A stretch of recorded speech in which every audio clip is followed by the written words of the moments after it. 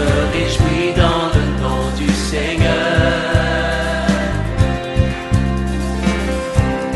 Je me confie dans le nom du Seigneur.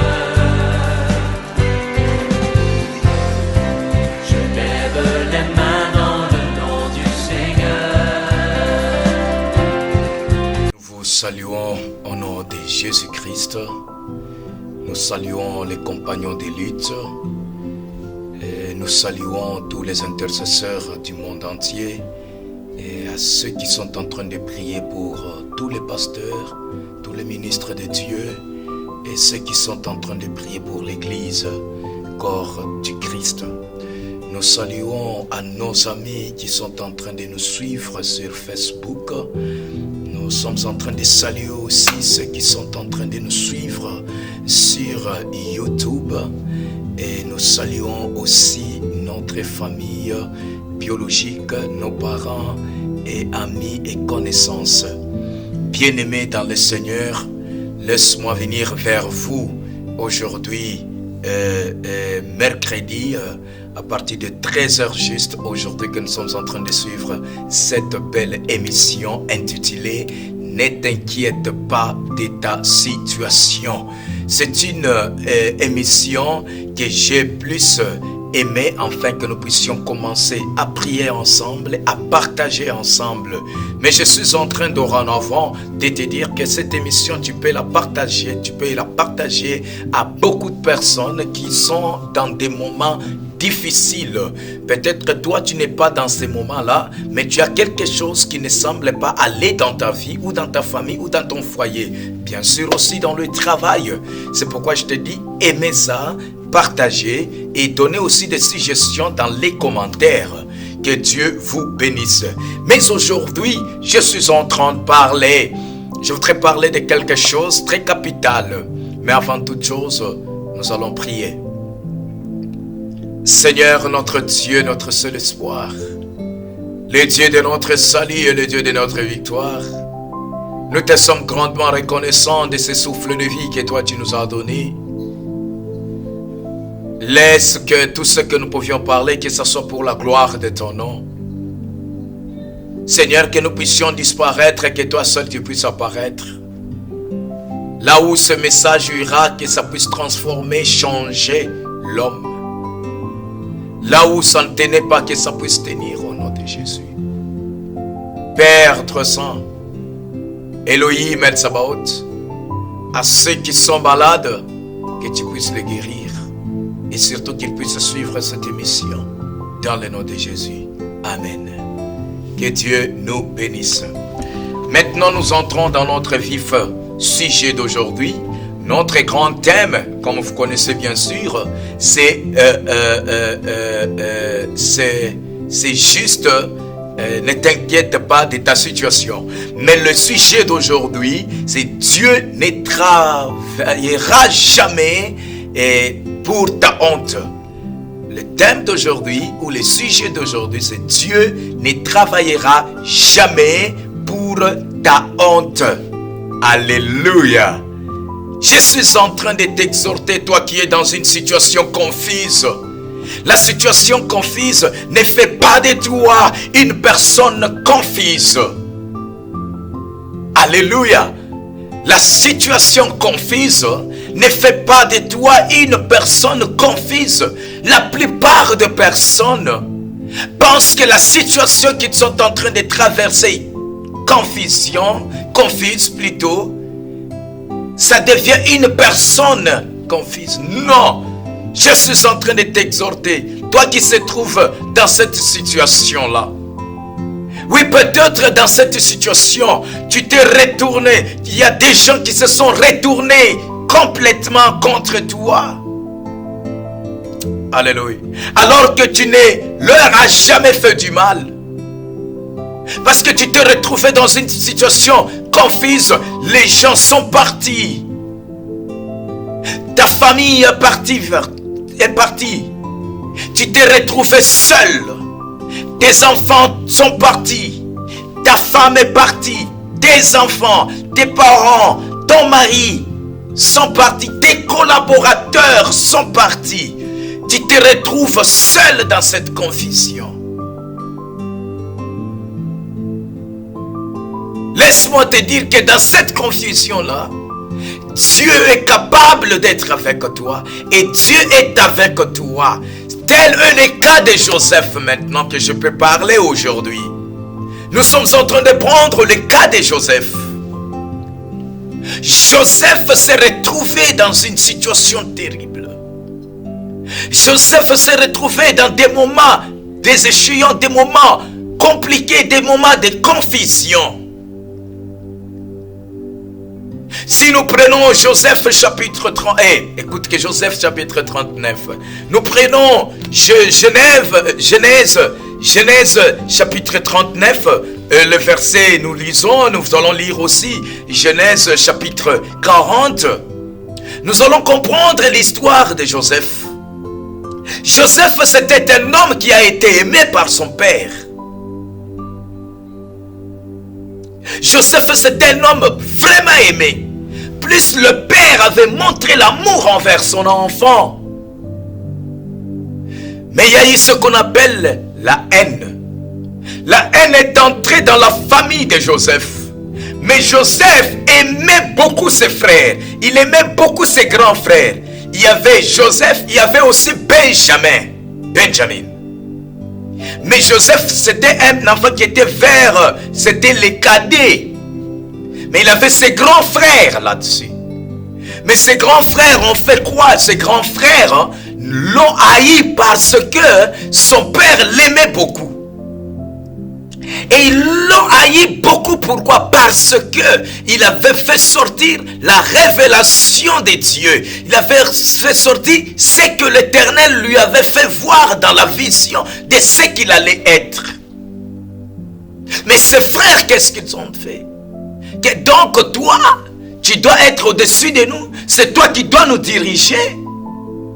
Le monde d'aujourd'hui n'aime pas les autres parce que ils vont les conduire. Ils doivent les guider.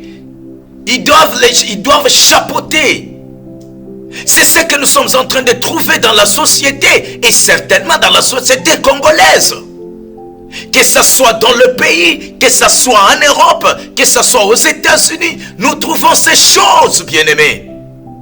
Mais laisse-moi te dire, pour que tu puisses être ce que toi tu cherches à être, il faut aussi garder. Tu te retrouves dans la confusion parce que tu avais fait sortir une révélation de la part de Dieu et la haine est entrée. Laisse-moi mettre entre parenthèses quelque part. Dieu a dit que toi tu dois diriger ce peuple. Mais parce que Dieu t'avait dit, toi aussi tu dis que non, laisse-moi dire aussi à mes frères. Tu dis à tes frères, à tes collaborateurs, la haine entre en eux. Pour dire, ah, c'est seulement celui-ci. Peut-être il trouve l'incapacité que toi tu as. L'incompétence que toi. Ça, c'est les hommes qui trouvent ça. C'est les hommes qui trouvent ça.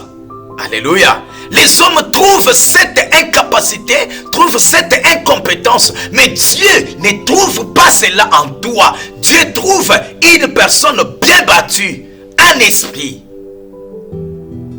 Mais les hommes vont faire quoi?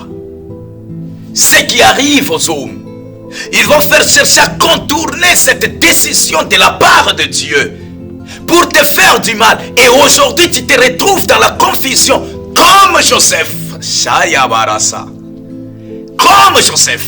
Joseph s'est retrouvé dans une confusion terrible à cause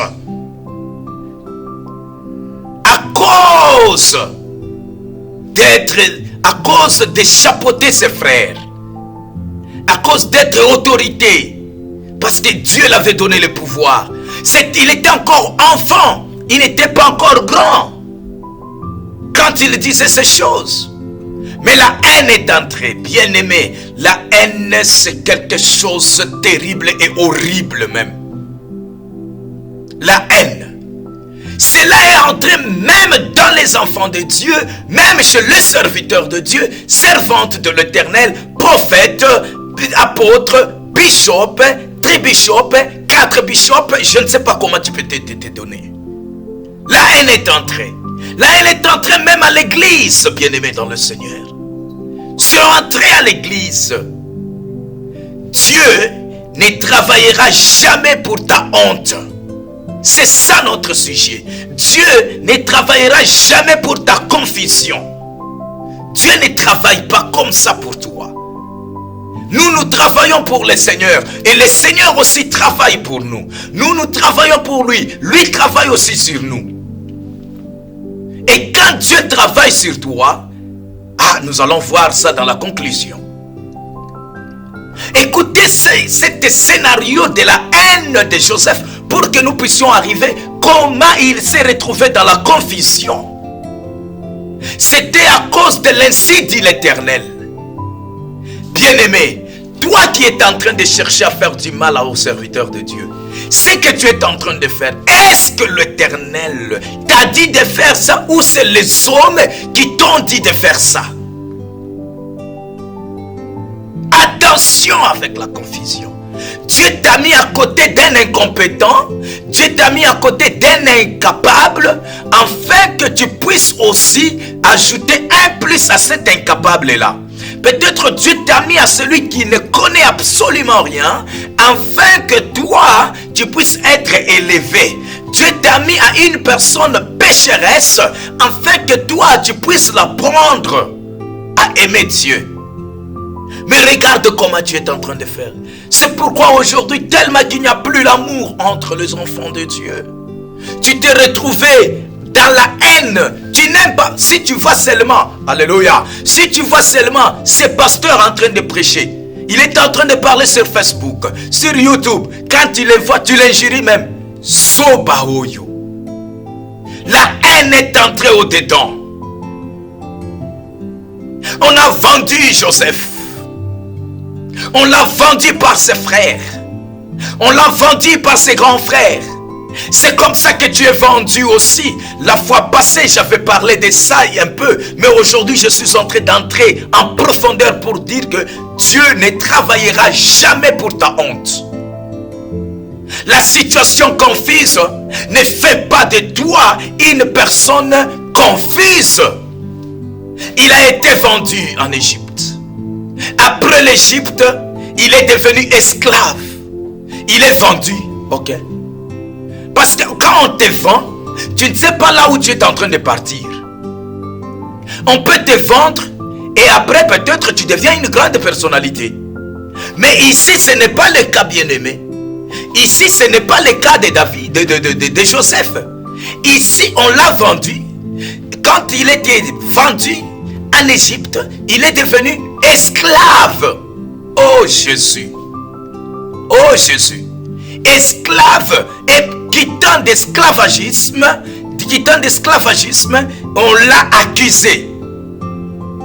D'accusé, il est en prison. Quoi, ça c'est quelle confession totale de Joseph. Mais Joseph n'avait pas oublié ce que l'Éternel l'avait dit. Je peux dire aussi que Joseph s'est posé beaucoup de questions. Comme toi tu te poses aujourd'hui. Mais l'Éternel m'avait dit. Dieu m'avait parlé. Dieu m'a parlé à travers une vision. Dieu m'a parlé à travers un rêve. Dieu m'a parlé à travers des prophéties. Mais pourquoi je suis dans la confusion?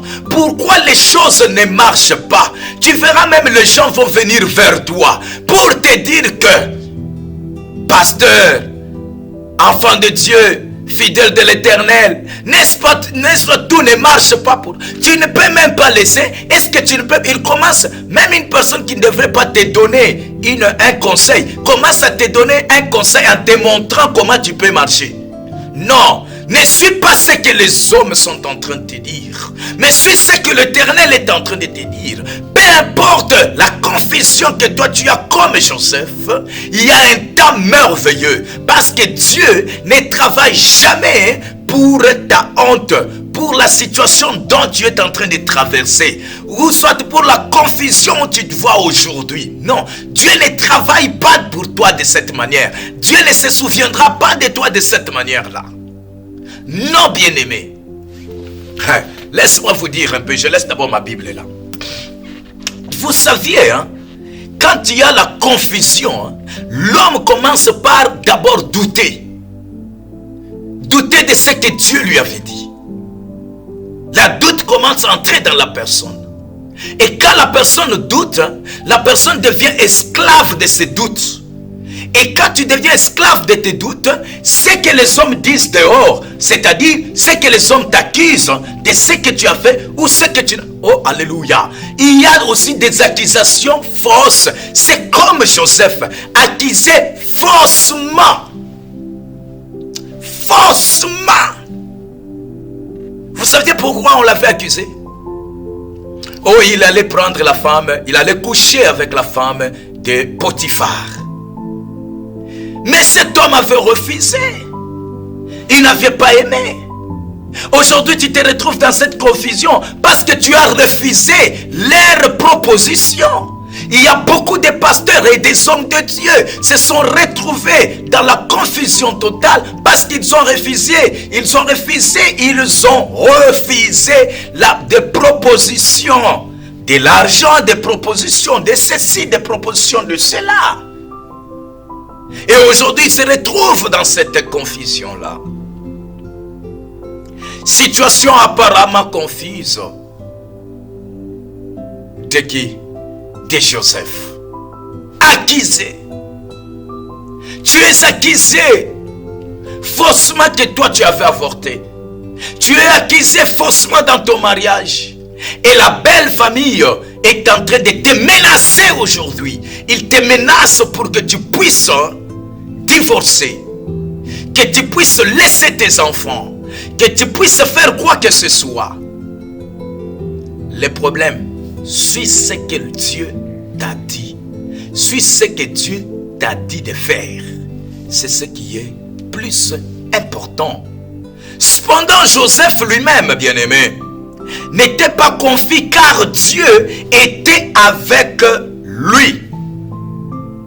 Vous saviez, peu importe la confusion qui était en Joseph, Joseph avait compris une chose. Joseph avait compris que Dieu est avec moi. Ce n'est pas moi qui dis, c'est la Bible qui est en train de parler.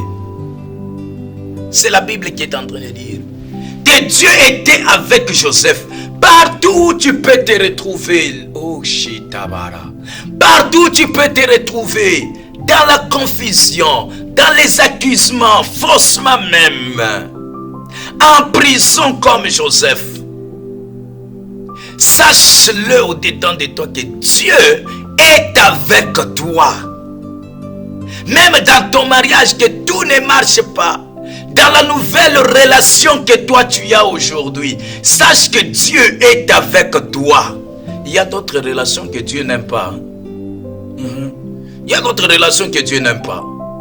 Tu entres dans cette relation-là, toi tu penses que tu es avec Dieu, mais Dieu n'est pas avec toi. Et c'est ça. Pourquoi alors? Pourquoi cette confusion, Joseph? Pourquoi cette confusion aussi longtemps qu'il y a des choses que l'Éternel t'aurait dit? Ne permets pas aux situations négatives de te définir. Combien de situations négatives, des situations de maladies t'ont défini? T'ont défini plutôt. Une personne qui tombe toujours malade, ça devient une situation négative, certainement. Une confusion totale. Et aujourd'hui, on t'a surnommé de ce nom-là de ta maladie. Tu n'es plus consolateur, tu deviens malaria. C'est-à-dire que la négativité de ta situation a défini maintenant ta personne. On te donne un nouveau nom, une nouvelle identité à cause de ta situation, à cause de cette confusion que tu as. Et dans cette confusion, on dit, toi tu n'iras jamais de l'avant. Hey! Ne t'inquiète pas de cette situation confuse, car Dieu ne travaille jamais pour ta honte. Ce que je peux te demander, sois collé, cimenté avec Dieu Écoute que c'est que Dieu est en train de te dire. Même si toi, ministre de l'Éternel, même toi, un pasteur, un apôtre dans ton église, que tu es seulement toi avec ta femme, tiens bon seulement. C'est que Dieu t'avait dit là, ça s'accomplira. Le problème c'est quoi? Le problème c'est parce que vous voulez écouter les hommes, vous voulez écouter les gens. Tu commences à oublier ce que Dieu t'aurait dit. Pourquoi tu commences à aller jusque-là? Pourquoi tu commences à accepter les accusations? Pourquoi tu acceptes? Parce que les hommes se sont retournés contre toi. Ils sont retournés contre toi. Ils ne sont plus. Ils t'ont abandonné. Ils t'ont rejeté. Vous saviez, la famille, ici je parle de la famille de Joseph. Ce n'étaient pas les membres de la famille élargie et quoi que ce soit, ou les amis ou les quoi que ce soit. Ici c'est les frères biologiques de Joseph, ses frères à lui. Il y a eu ses frères et les demi-frères. Vraiment, ils étaient ensemble pour les faire du mal. Si aujourd'hui ta famille t'a retourné, ta famille t'a abandonné, ta famille t'a fait entrer dans la confusion. Attention, il y a aussi les sorciers de la famille qui font entrer une personne dans la confusion. Tout ne marche pas chez toi. Et c'est comme ça que les choses marchent. Peut-être ce sont tes parents. Peut-être c'est ton grand frère. Peut-être c'est votre collaborateur qui t'a fait entrer dans cette confusion. Moi je viens avec une parole de révolte. Une parole que tu dois rester en présence de Dieu. C'est ça ma parole. C'est ça la vision que l'Éternel m'a donnée. De parler sur la famille. De parler sur l'église. De parler sur le pasteur. Parce que je le suis. Si aujourd'hui tu peux douter de ce que je suis comme pasteur, ce n'est pas toi qui l'as fait, mais c'est Dieu qui l'a ordonné, il l'a martelé afin que je sois consacré. Tu peux m'appeler un mauvais pasteur, j'accepte ça, mais moi je regarde qu'à celui qui m'a consacré, l'Éternel Dieu des armées. Il me dit, je travaille pas pour que tu sois dans la honte, mais je travaille pour que tu sois dans l'élévation. Bien-aimé dans le Seigneur, laissez que tout le monde parle mal de toi. Laissez-le partir. Laissez-le te vendre. Laissez-le. Combien des hommes de Dieu ont été vendus? Combien ta famille a été vendue? Pour dire que cette famille est pauvre. Une famille qui manque de griffes. Je pense que le pantalon de mon frère qui est là-bas en train de me voir a une griffe. A des griffes. Ça dit chaque pantalon, chaque culotte a des griffes. Mais toi, ta famille n'a pas de griffes. Ta famille n'a pas de griffes. Joseph se retrouve en Égypte comme esclave, accusé même et en prison. On t'a mis en prison à cause de ton impudicité. On t'a accusé à cause de tes mensonges. On t'a accusé à cause de ta prostitution. On t'a accusé à cause de ta haine. On t'a accusé et le diable t'a récupéré en prison. Et toi tu te laisses faire parce que tu es en prison. Non. Même si tu es emprisonné, vous savez, il y a des gens qui marchent mais qui sont en prison. Il y a des gens qui sont en prison à cause de ça. Mais je vais te dire une chose. Peu importe que tu es en prison, le Seigneur est avec toi. La grâce est là, tel qu'il a été avec Joseph. Lui-même n'était pas dans la confusion, car Dieu était avec lui et sa grâce surabondait dans sa vie. Les aînés, quand ils te voient toujours, il y a beaucoup de gens qui me posent beaucoup de questions. C'est pasteur consolateur. Je m'excuse de prendre un peu cet exemple. Il me pose, comment toi tu arrives à tenir vraiment à parler de la part de Dieu? Aussi longtemps qu'on parle, on t'injurie par-ci par-là. Je réponds seulement à une chose. je sais à qui est-ce que j'ai cru. Je n'ai pas cru au dire des gens. Je n'ai pas cru à ce qu'ils disent. Mais j'ai cru à celui qui a voulu que je sois à son service. C'est ça même ma force en moi. Et c'est pourquoi je voudrais te dire, toi aussi, serviteur de Dieu et enfant du Seigneur, tiens bon dans votre relation que tu as maintenant. La relation du mariage, des fiançailles, tiens bon. Je te demande de tenir bon. Tenez, l'Éternel vous soutiendra. L'Éternel est avec toi. Dans cette confusion, ne lâchez pas. Ne lâche pas. Ne lâche pas parce qu'il y a la confusion. Ne lâche pas parce que l'église ne marche pas. Ne lâche pas parce que tes collaborateurs sont partis. Ne lâche pas parce que ta femme t'a quitté. Ne lâche pas parce que tu vis une vie difficile dans ton foyer. Ne lâche pas parce que ton travail ne marche pas. Ne lâche pas. Ne lâche pas parce que tu es seul et votre fiancé ou votre mari, votre femme n'est pas encore là. Ne lâche pas à cause de la maladie. Ne lâche pas à cause de cette confusion-là. Ne lâche pas. Dieu est avec toi. Ne permets pas aux situations négatives de te définir. C'est une situation passagère. Ça doit passer. Ça ira. Ça va aller. Ça doit aller. Tant que tu as une relation personnelle avec Dieu et qu'il guide tes pas, il ne travaillera jamais pour ta honte. Il faut avoir seulement une relation personnelle avec Dieu. Cherchez à avoir une relation avec Dieu. Cherchez à avoir une relation avec Dieu. Je te demande encore, veuillez avoir une relation avec Dieu. Au contraire, cette situation te permet aussi d'expérimenter très personnellement la grandeur et la fidélité de Dieu. Alléluia. Alléluia. Tu vois maintenant là où je t'ai amené? Quand on parle de la confusion, quand tu es vendu, quand tu es esclave, quand tu es accusé, quand tu es en prison, il y a beaucoup de gens qui sont en prison. Beaucoup de gens sont en prison. Ils sont en prison parce que, à cause de leurs défauts, à cause de fausses accusations, à cause de leur famille, ils sont en prison.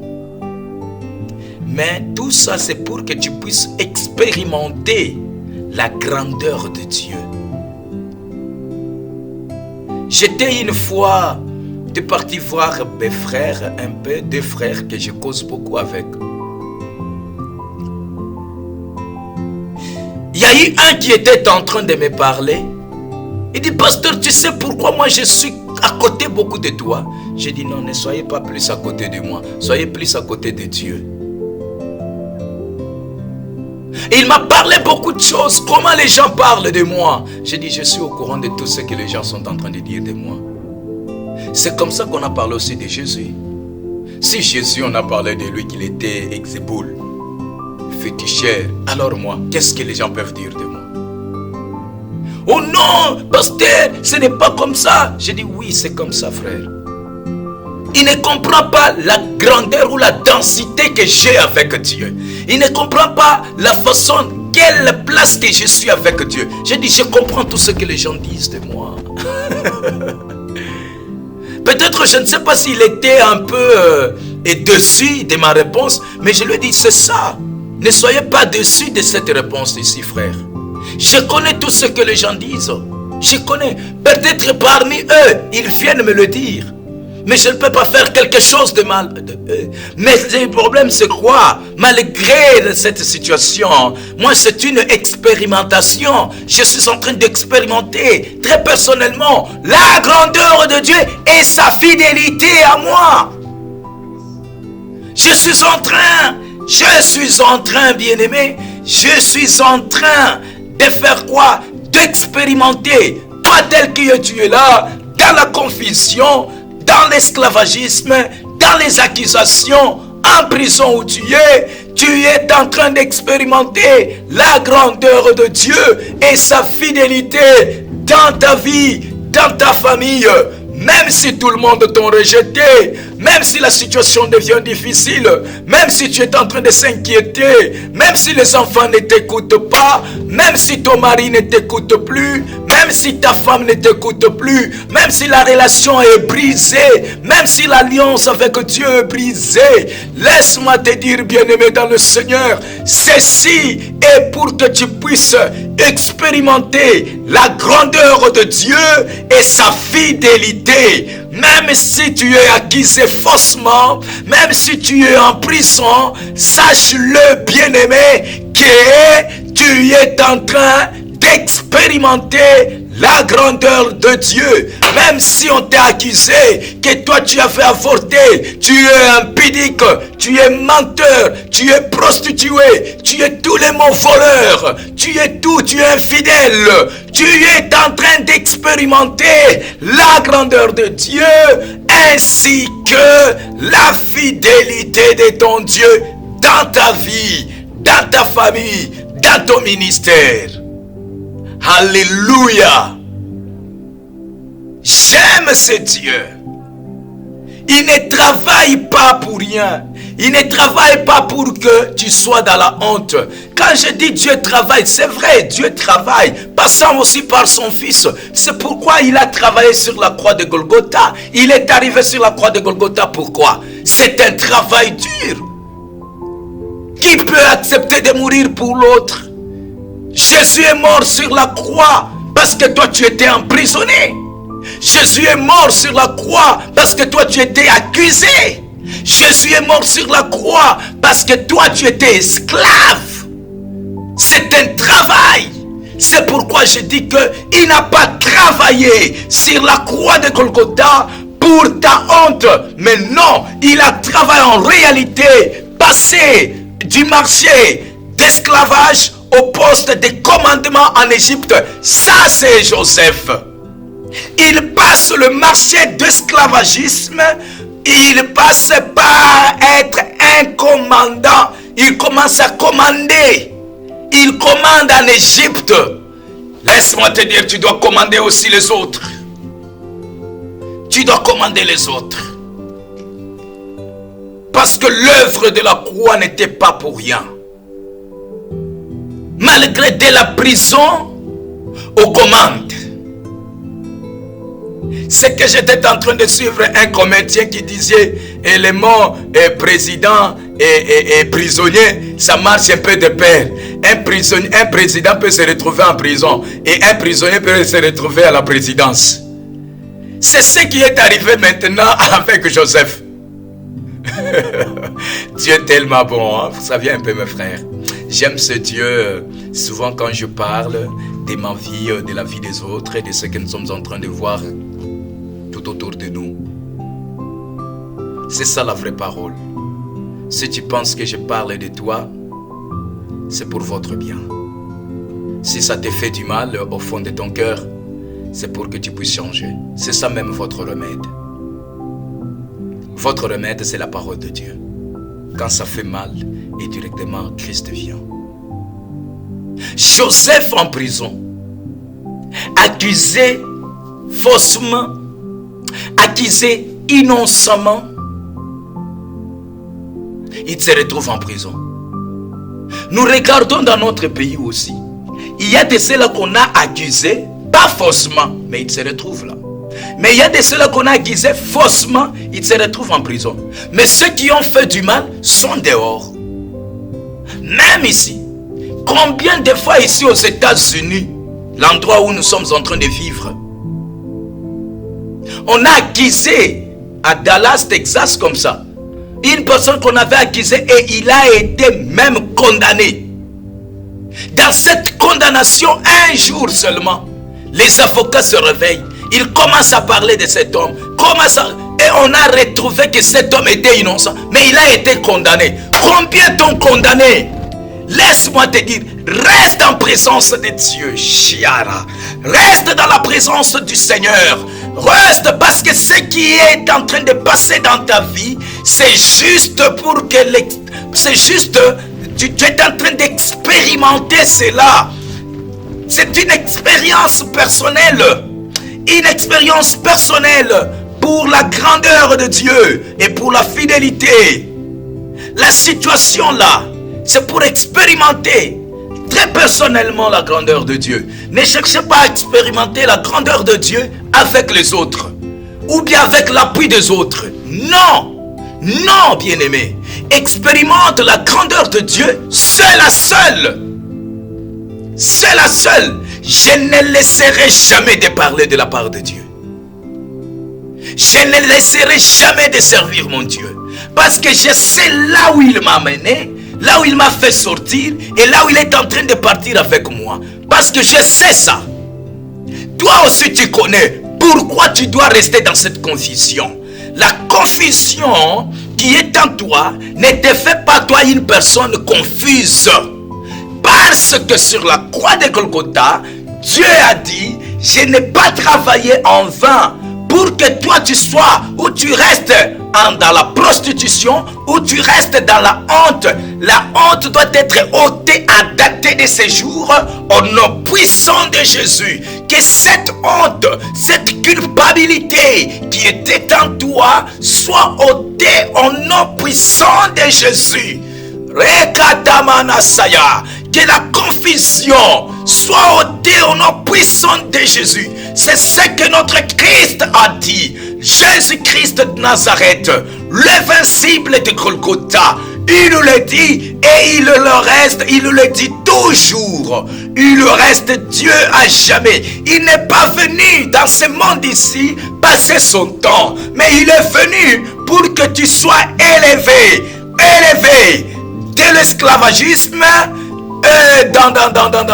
dans l'accusation et dans l'accusation en prison. Tu es en prison comme Joseph. L'Éternel est en train de te faire sortir en prison pour que tu puisses prendre le bâton de commandement. Dieu te donne le bâton de commandement en sortant de votre prison. Et je suis en train de déclarer que la prison soit brisée au nom puissant de Jésus.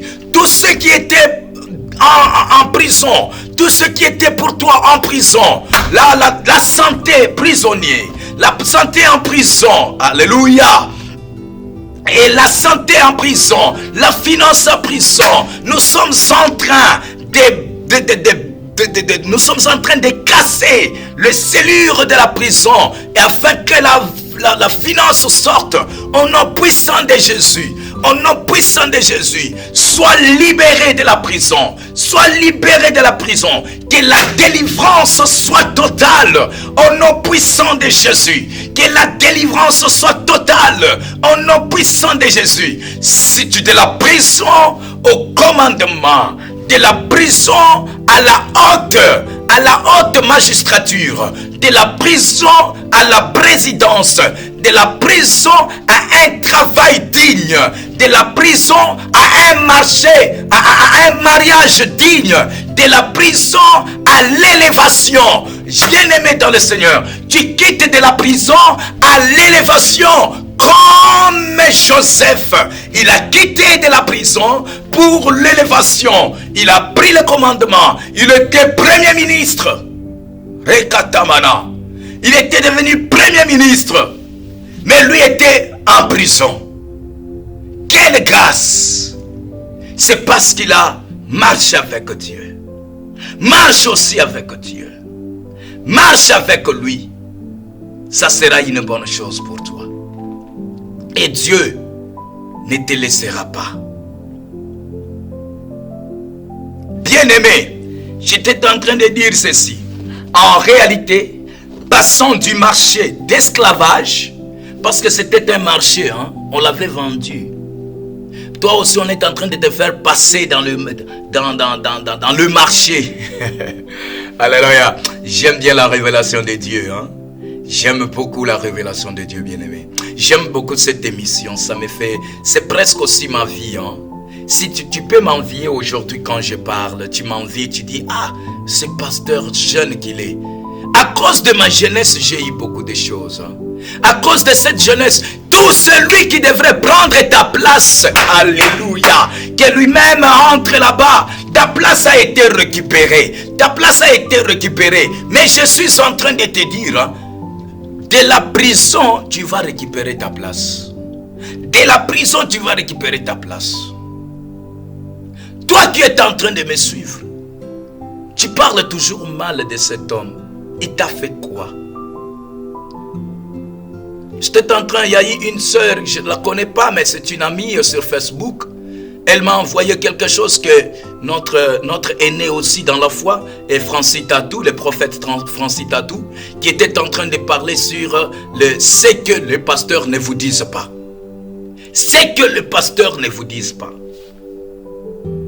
Les pasteurs souffrent au-dedans d'eux souvent, dans leur chambre. Ils souffrent vraiment, bien-aimés. Il est accusé de telles choses, il est accusé de telles choses. Et puis les gens qui accusent aussi d'autres pasteurs, ils accusent le pasteur, ils accusent. Et puis quand tu accuses, il va te faire voir. Hein, papa?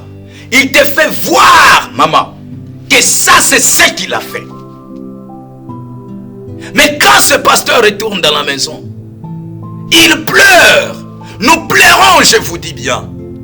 Nous pleurons à cause de ce que vous êtes en train de faire, à cause de la division que vous êtes en train de créer dans la société. Nous pleurons dedans de nous. Mais quand nous nous retrouvons devant les gens, quand on se retrouve devant les gens, on a des sourires aux lèvres, pensant que nous sommes bien, on s'habille en veste, en prêchant. Mais au-dedans de nous, quand nous sommes dans l'intimité avec Dieu, nous pleurnichons devant Dieu.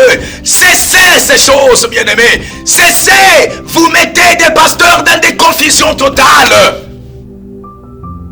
Et Dieu vous mettra aussi dans la confusion. Quand j'écoutais cet homme de Dieu qui était en train de parler, prophète Tatou, Francis, ça m'a fait vraiment, ça m'a touché. J'ai dit, mais cet homme, c'est comme s'il les connaît, il les savait. Pourquoi? Pourquoi tout cela? Pourquoi tout cela? Pourquoi vendre votre frère? Pourquoi vendre votre enfant? Pourquoi vendre ta femme? Pourquoi tu vends ta femme en allant dans l'impudicité, d'impudicité en impudicité? Tu vends ta femme. Tu es avec ta femme à la maison. Toi-même, tu es en train de sortir avec telle. Mais tu la vends. Tu vends ta femme. Et surtout avec nos réseaux sociaux, que je ne cesse jamais de parler de ça. Les téléphones. La femme ne peut pas toucher ton téléphone. Ton mari ne peut pas toucher ton téléphone. Tu es toujours avec ton téléphone. Tu vends ton mari. Tu es dans sa maison, mais de l'autre côté, je t'aime beaucoup, chérie. Mais ce n'est pas votre chérie que tu es en train de parler. Impudique. Tu vends ta femme. Tu vends même les enfants. Tu as renié même les enfants.